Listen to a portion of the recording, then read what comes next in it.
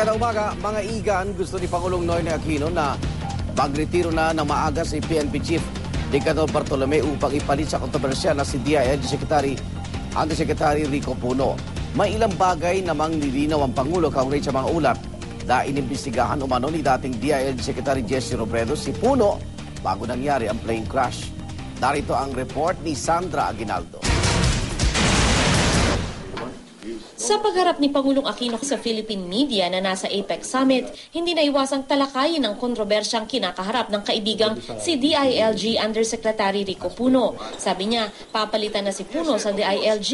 Ang posibleng pumalit, si PNP Chief Nicanor Bartolome na paretiro na sa Marso. Actually, as Director General Bartolome, also to consider and to resign earlier, he will be given a different position, so as to afford the next Director General time to, to get a firm hold of the forces that are in the PNP to ensure that we have peaceful elections. Sinabi ito ng Pangulo sa gitna ng mga ulat na inimbestigahan si Puno noon ni dating DILG Secretary Jesse Robredo. Posible raw na bigyan ng Pangulo ng ibang pwesto si Puno. Gayunpaman, pinagtanggol niya si Puno sa mga balitang sinubukan nitong kunin ang mga confidential document ni Robredo. I instructed him to seal the office of Secretary Robredo to ensure that yung all of these records will be left intact. Okay? And that is the extent of the instructions that I gave to him.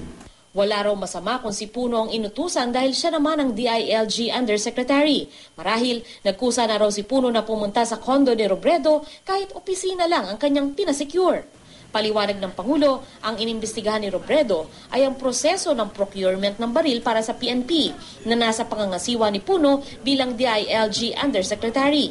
May winning bidder na ito noong Hunyo, pero kalaunay napawalang bisa dahil umano sa kakulangan ng papeles. Ayon sa Pangulo, pinahinto niya ang deal pero natuloy pa rin ang testing ng mga baril. Maalam sa baril ang Pangulo at sa sarili raw niyang research, mapapamahal ang gobyerno sa kontratang yun. Gaano ka-involved po si Yusek Puno doon sa transaction na yun? Only as far as kailangan ko i-check, no? A lot of pertinent data. Pero, kasi parang bang, number one, he's knowledgeable. Yung number two, he's my eyes and ears. Number three, di ba parang gusto ko ma-evaluate doon gaano ba ka-diligent siya doon sa pag-meet ng mga utos. Pero paglilinaw ng Pangulo, wala pa siyang nabasang final report mula kay Robredo na nagdadawit kay Puno. Siyempre may presumption naman of innocence until proven otherwise. Para sa unang balita, Sandra Aguinaldo reporting.